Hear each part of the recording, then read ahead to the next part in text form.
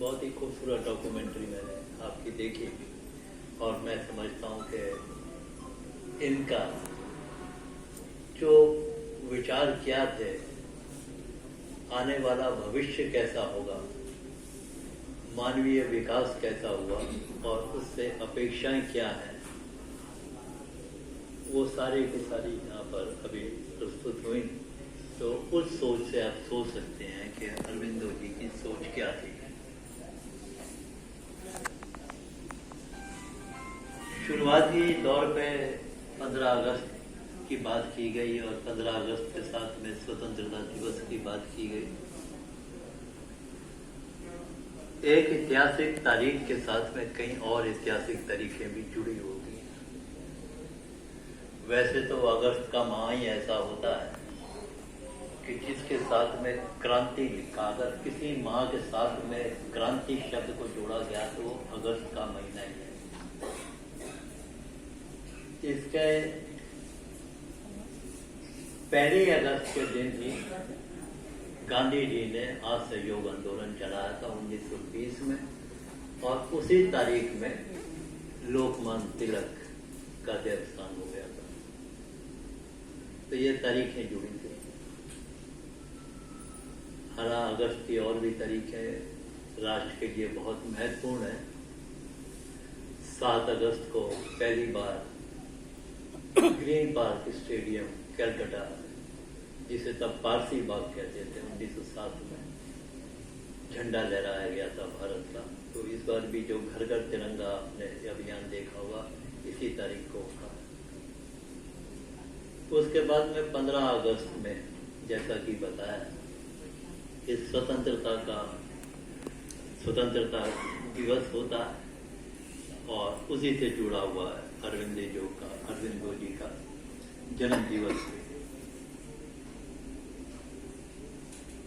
इसके साथ में एक और बहुत बड़ी घटना जुड़ी हुई है 15 अगस्त को। भगत सिंह के चाचा जी अजीत सिंह थे। अजीत सिंह एक बहुत बड़े क्रांतिकारी थे और उन्होंने जमींदारी कॉलोनाइजेशन एक्ट बना था, उसके विरोध में पगड़ी संभाल चट्टा, ये एक मूवमेंट चलाया था और उनकी गिरफ्तारी हो गई थी।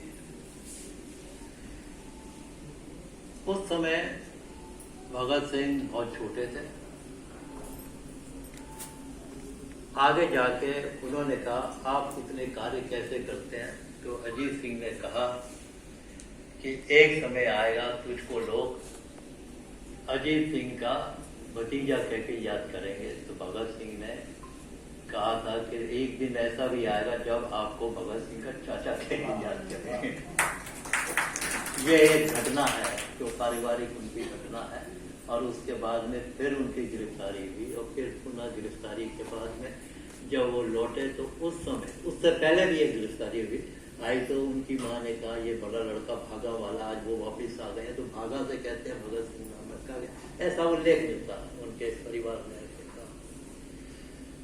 अजीत सिंह एक ऐसे आदमी थे जिनको कि बाद में देश निकाला दे दिया गया, लोकमान्य तिलक को भी दिया गया। ये देश निकाला लेके चले गए और 30 साल तक देश के बाहर रहे। इस बीच में उन्होंने 40 भाषाओं का ज्ञान किया। 1946 में जब सरकार बनी, एक टेम्परेरी अंतरिम सरकार ब्रिटिश गवर्नमेंट ने बनाई थी, तो नेहरू जी ने कहा था कि अब वापस अपने देश में आ जाओ। तो उन्होंने कहा मैं नहीं आऊँगा, मुझे भारी भारत की स्वतंत्रता के लिए एक अभियान चलाते रहने दीजिएगा। लेकिन बाद में आने लगे तो उन्होंने कहा कि मेरा मन अब भी नहीं मान रहा, क्योंकि मैं सब कुछ देख सकता हूँ, अगर एक चीज नहीं लेकिन देख सकता, वो है भारत का विभाजन। अब देखिएगा, अजीत सिंह को भारत में आना था, भारत में आ गए। डलहौजी में जाकर वो सेटल हुए। 15 अगस्त 1947 15 अगस्त 1947, ये तीसरी महत्वपूर्ण तारीख है स्वतंत्रता दिवस से जुड़ी हुई। उसी दिन देश के बंटवारे की बात हुई और उसी दिन उनका देहावसान हो गया। तो मैं ये दो महान को भी, जब हम अरविंद जी को याद कर रहे हैं तो अजीत सिंह को भी याद कर सकता हूँ। और वो इतना बदल गए थे विदेशी दौरा करते करते कि उनके पत्नी ने कई सवाल जवाब उनसे किए, लेकिन तब भी वो कन्विंस नहीं हुई कि यही मेरे पति हैं। इतना उनका रूप बदल चुका था, उनकी भाषा बदल चुकी थी, पहनावा बदल चुका था। उन्होंने कहा मैं अकेली रह जाऊंगी, मेरा आप ही मन नहीं करता कि ये वही है जिससे मेरा विवाह हुआ।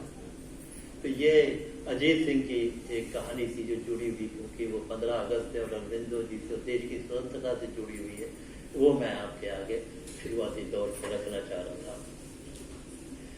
अब अगस्त की तारीखों में आज की तारीख भी बहुत महत्वपूर्ण है। हालांकि 15 अगस्त को सुनीता जी इस आयोजन को करती हैं, लेकिन इस बार 2 दिन बाद उसके कुछ कारण रहे कर रही हैं। वैसे अच्छा कि उस दिन कई जगह पे व्यक्ति को अपनी उपस्थिति दर्ज करनी होती है और उससे जन्माष्टमी भी जुड़ी हुई थी, तो आज हम ज़्यादा वक्त दे सकते हैं, बैठ सकते हैं। इस श्रोताओं का आपने अभी उल्लेख किया, तो वो श्रोता निश्चित रूप से ऐसे हैं जो शायद उस समय शायद हमें नहीं मिल पाते, जो अभी मिल रहे हैं। वास्तव में हम 14 अगस्त को भारत विभाजन दिवस मनाते हैं, विभीषिका दिवस। क्या कारण है मुझे नहीं मालूम, ये तारीख कैसे कही गई और पाकिस्तान ने भी कैसे 14 तारीख को अपनी स्वतंत्रता दिवस, आज़ादी का जश्न आज़ादी मनाते हैं। शुरू में वो भी 15 अगस्त को ही मनाते थे। लॉर्ड माउंटबेटन ने दोनों जगह जाना था, तो उन्होंने कुछ घंटों का फर्क कि मैं कराची में चला जाऊंगा यहाँ, तो इसलिए अलग अलग जगह पे उन्होंने 2 जगह गए। लेकिन आज़ादी ये उनकी शुरुआती दौर पे 15 अगस्त ही वो थे, लेकिन बाद में एक बार ये साबित करने के लिए हम पहले आज़ाद हो गए, उन्होंने 14। और अभी कुछ साल के अंदर हमने उसी दिन भारत विभाजन विभीषिका दिवस मना लिया। 15 अगस्त को हमारे देश को स्वतंत्रता मिली, आज़ादी का दिन है, लेकिन विभाजन विभीषिका का दिन आज का है, 17 अगस्त। रेडक्लिफ ने जबकि सीमा रेखांकन किया तो उस रेखा सीमांकन के बाद कहा कि मैं यहां से इंग्लैंड जा रहा हूं और आजादी के कुछ दिन बाद ही वो चले गए और फिर कभी भी भारत लौट के नहीं आए। और उन्होंने कहा कि 2 दिन बाद आप इसको देखना, क्योंकि समझौता ऐसा था कि जो ये सीमा रेखांकन करेंगे वो ही दोनों देशों को मान्य होगा। कहाँ से रेखा खींच रही है, कहाँ से। जून 1947 में वो आए, भारत के ना तो सीमाओं को जानते थे, ना भारत की भूमि को जानते थे, ना भारत की संस्कृति को जानते थे, ना भारत के इतिहास को जानते थे। बहरहाल एक ईमानदारी का तगमा उनके पास जरूर था। जो मेहनत कर सकते थे 1.5-2 महीने में उन्होंने वो मेहनत की और करने के बाद में पाकिस्तान के हिस्से में क्या जाएगा, भारत के हिस्से में क्या जाएगा, इसको उन्होंने उल्लेखित कर दिया। और वो उल्लेखित करने के बाद में 2 दिन बाद आज़ादी मिलने के इंग्लैंड के अंदर नोटिफाई हुआ। तो आज का दिन वो है जिससे हमें मालूम पड़ा कि कौन सा हिस्सा भारत को जाने वाला है और कौन सा हिस्सा पाकिस्तान। तो आज का दिन इसमें बहुत महत्वपूर्ण है इसके अंदर, और विभाजन से जुड़ा मेरा परिवार भी है, तो हमारे लिए इसका अहमियत कुछ अलग हो जाती है।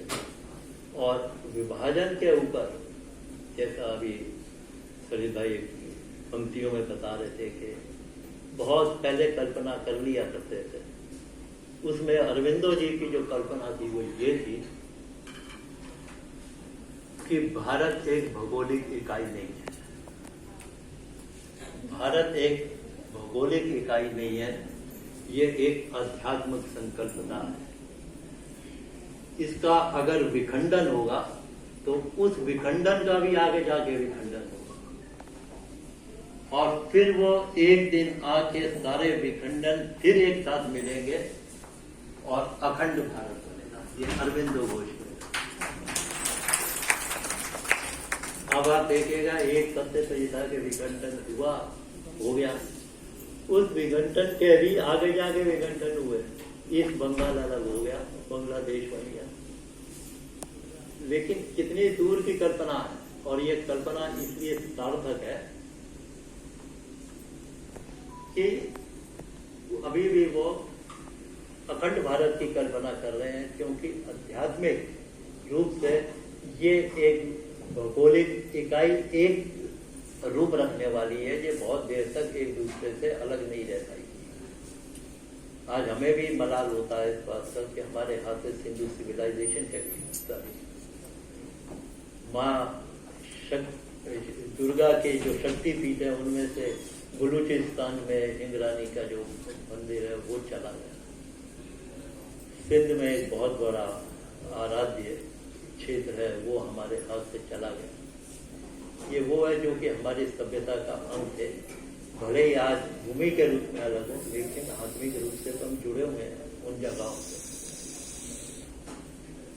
आज के दिन ही शुरुआती दौर के जो शहीद थे मदन लाल धिंगड़ा, उनको भी फांसी आदि के दिन दी गई थी। तो इस तरह से भी ये राष्ट्रीय महत्व का दिन है जो शुरू में थे, और ये वो समय था जिनसे भगत सिंह वगैरह आगे प्रेरित हो रहे थे कि जो उच्च स्तर के लोग हैं, जो दोषी हैं और भारत की आत्माओं की निर्मम हत्या करते हैं, उनकी हत्या कर दी है। तो उन्होंने, यदि भगत सिंह ने सैंडर्स की हत्या के बाद में ऐसा नहीं था कि जिस सैनिक को मारना चाहते थे वो हो, ऐसे ही ये लॉर्ड कर्जन को मारना चाहते थे, लेकिन लॉर्ड कर्जन के जो थे पैरोकार उनके थे, उनको मदन लाल धिंगड़ा ने मारा। ये उच्च स्तर फैमिली के थे, बिल्कुल उसी तरह से जिस तरह से कि अरविंदो घोष थे।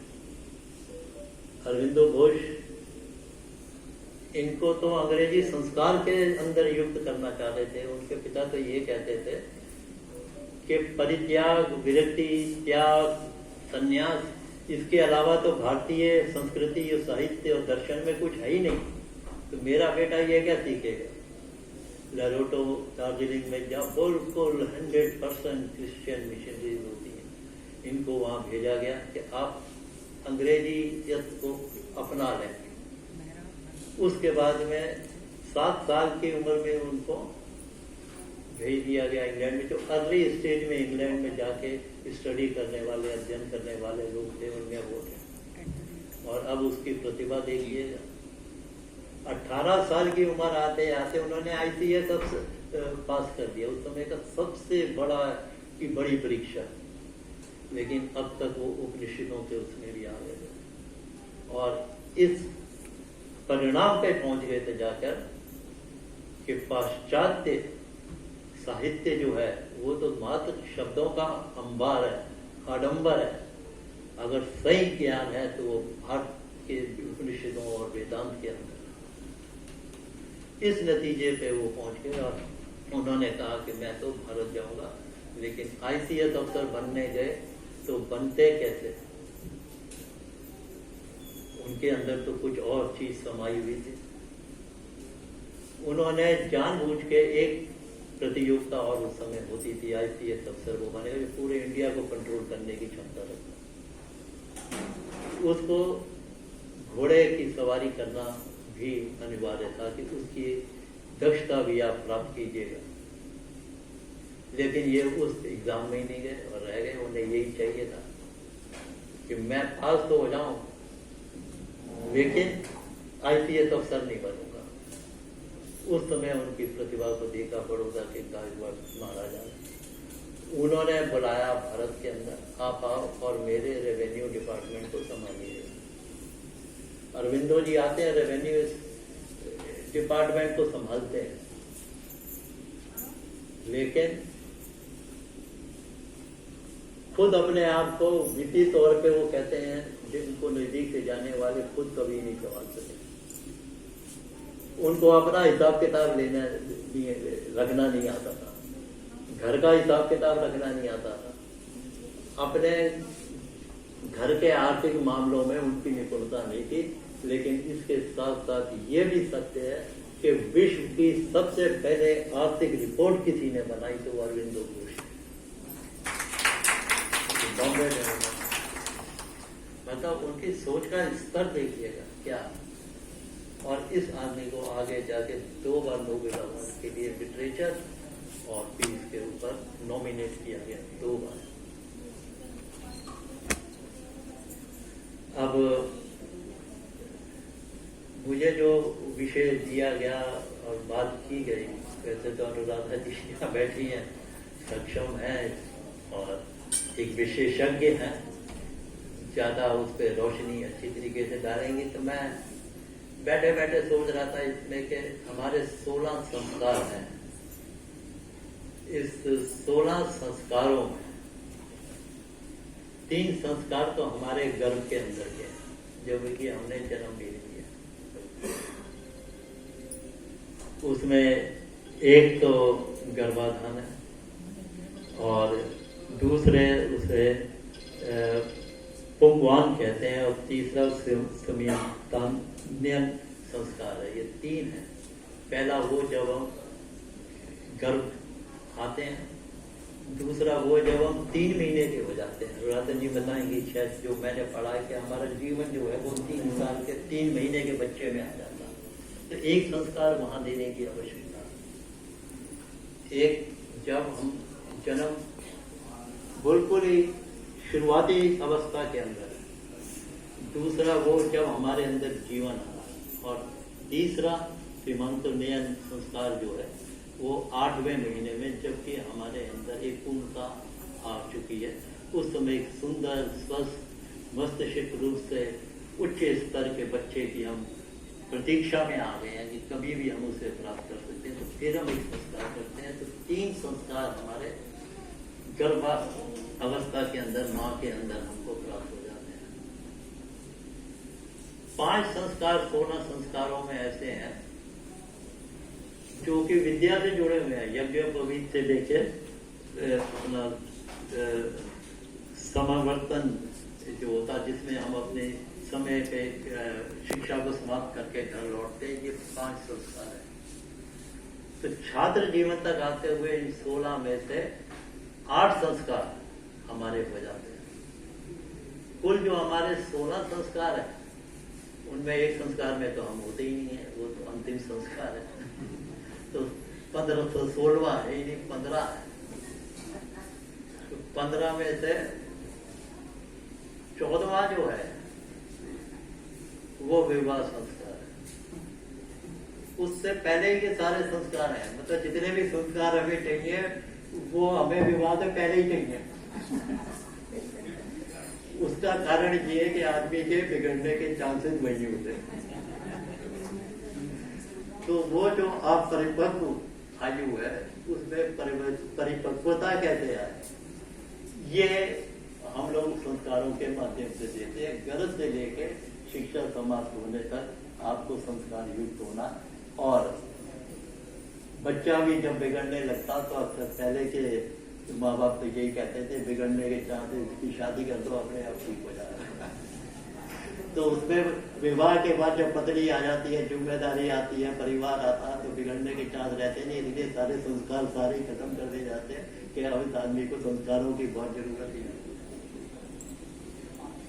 इस बीच के अंदर व्यक्ति का जो विकास होता है, वो विकास उसको पूर्णता की ओर ले जाता है। और पूर्णता के विषय में अरविंदो जी ने बहुत बड़ी बात कही। उन्होंने कहा अपने मूल को भूलते हुए आत्मा। क्या कोट किया बिल्कुल ऐसे कि जैसे डर लगता है तो आप सबसे पहले वही कर करके डर मुक्त, भय मुक्त हो जाते हैं। ऐसे ही अपने मूल को भूलते हुए जब आत्मा अंतर विकास की प्रक्रिया को प्रकट करती है तो पूर्णता प्राप्त होती है। और ये चीज उन्होंने सावित्री के अंदर लिखी और ऐसे लिखी है जिसको मैं फिर दंग हो जाता।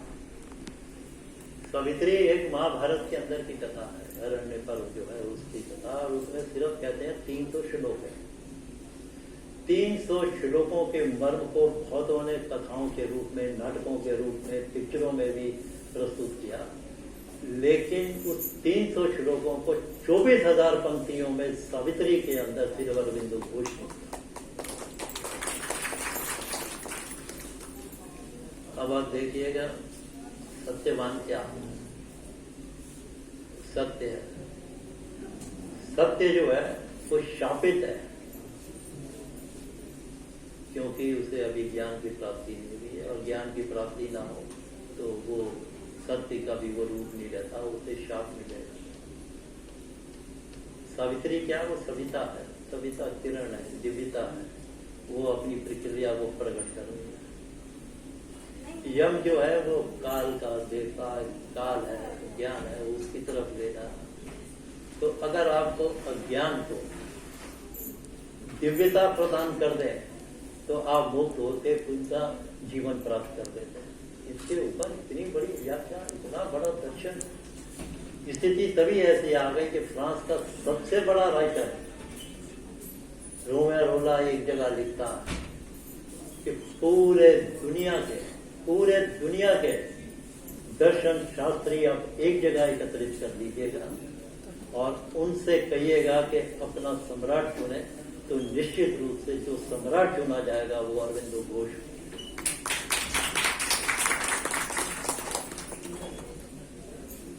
आज अरविंदो घोष पे 2 संस्थाएं हैं जो काम कर रही हैं, और सुनीता जी को मैं नमन करता हूँ कि जिस भावना से काम कर रहे हैं और उनके सहयोगी जैसे कांधा से कांधा मिला रहे हैं, बहुत बड़ी बात है। अलीपुर बम कांड का उन पर आरोप लगा, 1 साल की जेल हुई। 1 साल की जेल के बाद में जब वो बाहर निकले तो वो अरविंदो घोष नहीं थे, वो महर्षि अरविंदो घोष थे।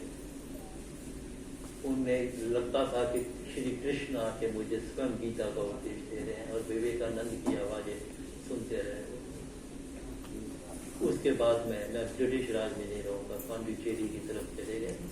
वहीं जीवन उन्होंने अपना व्यतीत किया और इतनी ऊर्जा प्राप्त की, कहते हैं 4 दिन तक उनका संस्कार नहीं किया गया, लेकिन इतना तेज निकल रहा। ये ऐतिहासिक तथ्य है कि 4 दिन तक उनके शरीर को रखा गया, तो दर्शन करते गए कि इतनी ऊर्जा और इतना तेज, इतनी चमक चेहरे से निकल रही है कि संस्कार नहीं किया जा सकता। ये सिर्फ अरविंदो घोष ही है। और आज भी कहते हैं पांडिचेरी में जो जाता है, इस बार मुझे भी सौभाग्य मिला, मैं दोबारा सौभाग्य लेना चाहूंगा। मेरी बात हो रही थी इसमें, शायद ओम जी से बात हो रही थी, पांडिचेरी जाके फिर से देखो, काफी साल हो गए, कि वहां खड़े होकर जो ऊर्जा प्राप्त होती है उसकी आप कल्पना भी नहीं कर पाते। और जब उनका देहांत हुआ, लोगों को मालूम पड़ा, तो कहते हैं 60,000 से ज्यादा की भीड़ हुआ उनके अंतिम दर्शन में साथ जाने के लिए। तो आज के दिन हम उन्हें याद कर रहे हैं कि वो एक ऐतिहासिक दिन भी है, उनकी जन्मतिथि के पास भी है। और मैं देख रहा हूँ कि इसे रूप दे दिया गया निरंतर 9 साल का, तो इसको बनाए रखिएगा। बहुत अच्छा। अरविंद जी के बारे में जितना भी सुनते जाएंगे आपको लगेगा कम है, बहुत बहुत।